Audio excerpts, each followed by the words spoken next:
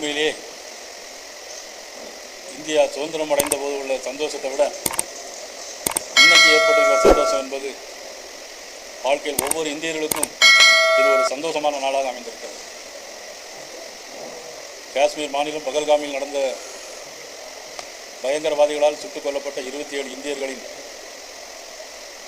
ஆன்மா இன்றைக்கு சாந்தி அடைந்திருக்கிறது என்று நான் சொல்லுவேன். மாண்புமிகு பாரத நரேந்திர மோடி அவர்கள்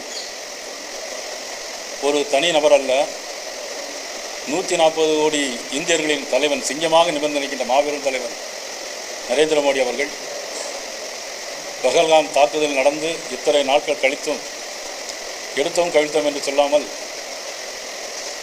தீர ஆராய்ந்து பாகிஸ்தானை தாக்க வேண்டும் என்ற நோக்கம் இல்லாமல் பாகிஸ்தான் உள்ள தீவிரவாதிகளை மட்டுமே குறிவைத்து தாக்க வேண்டும் என்பதற்காகவும் நேற்று அதிகாலை 1:44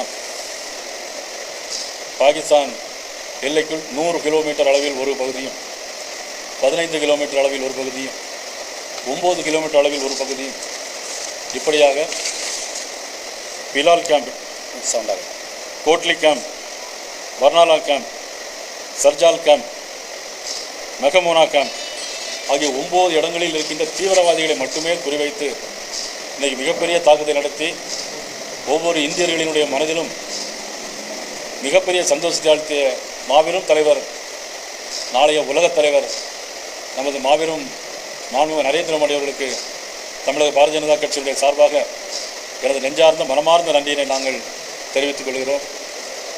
பாரத பிரதமர் நரேந்திர மோடி அவர்கள் இந்தியாவில் உள்ள உயிரிழப்பு போன்றுதான் பாகிஸ்தான் நாட்டில் உள்ள உயிரிழப்பு என சமமாக நினைத்துதான் யாரை தாக்க வேண்டுமோ, எந்த தீவிரவாதிகளை தாக்க வேண்டுமோ குறிவைத்து தாக்கியிருக்கிறார். இந்த 27 பேரில் கணவனை இழந்த ஒரு பெண், திவேதி என்கின்ற பெண், ஐசன் திவேதி என்கின்ற பெண் இன்னைக்கு பத்திரிகை பேட்டி கொடுத்துருக்குறாங்க. இன்றைக்கி தான் என்னுடைய கணவருடைய ஆன்மா சாந்தி அடைந்திருக்குன்னு சொல்லி பேட்டி கொடுத்துருக்குறாங்க. உண்மையிலே அவருடைய கணவன் இழந்த துக்கம் ஒரு பக்கம், இன்றைக்கி பாரத மோடி அவர்கள் இவ்வளோ பெரிய தாக்குதலை நடத்தி இந்தியாவுடைய பெருமையை உலகிற்கு பறைசாற்றியிருக்கிறார். எந்த ஒரு உலக நாடும் குறை சொல்லாத அளவிற்கு.